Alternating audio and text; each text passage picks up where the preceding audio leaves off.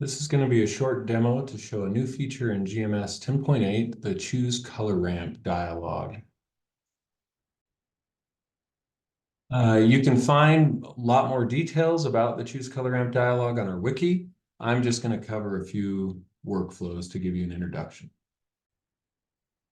So I have a project loaded here with an unstructured grid with color-filled contours, and we'll see how to use the new color ramp dialog. So I'm going to choose the contour options here and select the color ramp button. This brings up the choose color ramp dialog, and it lets me have a preview of the different color ramps that I have loaded in the software and that I can pick. So you can just come in and choose a new color ramp, and that will update your contours as you'd expect.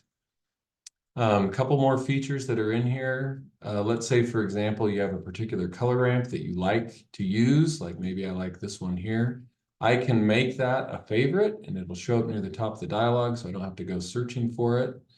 And I'll click OK. That updates my color ramp, obviously. And then when I come back in, it's up in the favorites.